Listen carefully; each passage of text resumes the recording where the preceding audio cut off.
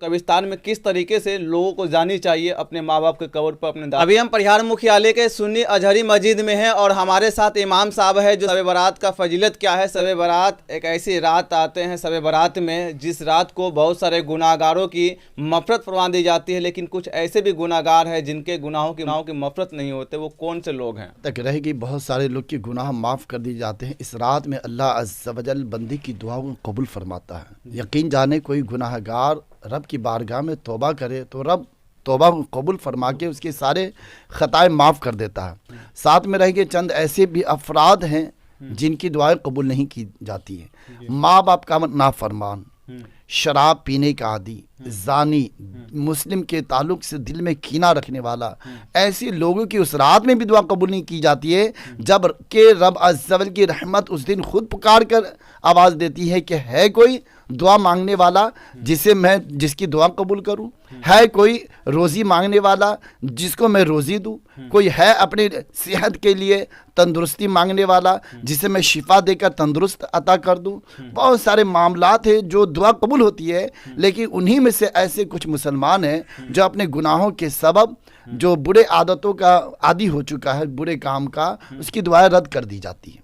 जो माँ बाप के नाफरमान हैं उनकी गुनाहों की मग़फ़िरत नहीं होता है। हाँ, अगर तौबा कर ले सिद्क़ के दिल से तो उस दिन भी उसकी भी गुनाह माफ़ हो जाएंगे, लेकिन अगर उसी पे अड़े रहना, माँ बाप का नाफरमानी से तौबा नहीं करना, हाँ उस पे अड़ा है तो उसकी दुआ कबूल नहीं होगी। अगर उस दिन सिद्क़ के दिल से माँ बाप से भी सुलह कर ले, किसी मुसलमान के ताल्लुक़ से कीना रखा है उससे भी दूर कर ले, सुलह कर ले, माफ़ी तलाफ़ी का सिलसिला भी करनी चाहिए उस रात में कि उस रात को सहाबा इकराम अहले रिज़वान शब बारात कि शब से पहले ही आपस में ज़कात वगैरह के मामलात और जो भी आपस में ताल्लुकात होते थे इसको बेहतर बनाते थे, क्योंकि ये लोग अल्लाह अज़्ज़ व जल के खुशनुदगी वाले थे।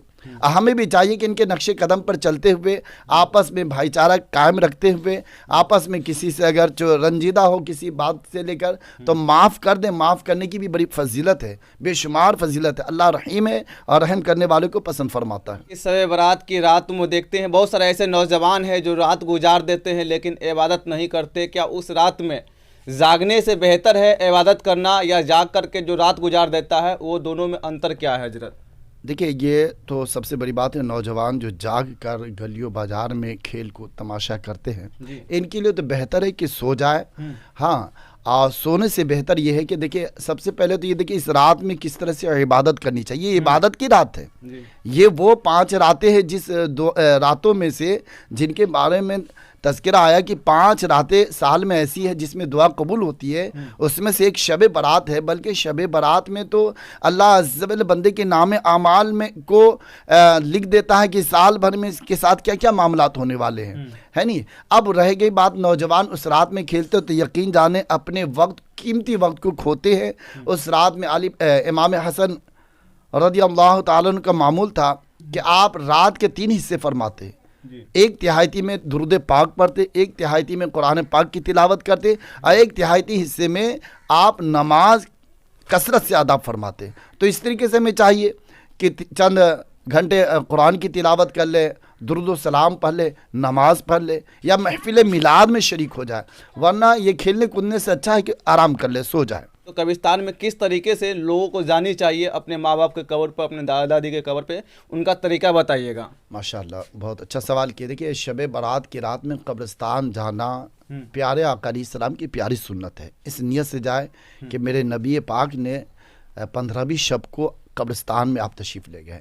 एक तो ये सुन्नत, दूसरा अपने वालिदैन के मरहूमीन के कब्र पे हाजिर होकर फातिहा पढ़ना यकीनन शहादत की बात है। तो जब कब्रिस्तान के लिए आप घर से निकले तो नियत करें कि सुन्नत को भी अदा कर रहा हूँ, अल्लाह पर दुरूद व सलाम भी हो, ज़िक्र व अस्कार का सिलसिला रखनी चाहिए। हाँ, वापस भी हो तो वापस आकर सो न जाए, बल्कि फजर की नमाज भी बाद जमात मस्जिद में अदा करनी चाहिए। बहुत सारे लोग मौलाना के पास दुआ ताबीज़ के लिए बाबा के पास जाते रहते हैं। अब बहुत सारे परेशान हाल है, बच्चे जब घर में हो तो कहते किसी ने कर दिया है, अगर खुद बिस्तारा पकड़ ले बीमार तो कहे कि हाँ फना ने कर दिया है। तो इसके लिए भी हमारे अल्हम्दुलिल्लाह बुजुर्गान दीन, हमारा इस्लाम रहनुमाई फरमाता है कि देखिए जादू लगना हक है, जादू लगते हैं, लेकिन इनसे बचने के लिए कुछ ऐसी बातें हैं जिसे एहतियात करके उसे अमल में लाया जाए तो इंशाल्लाह महफूज रहेंगे।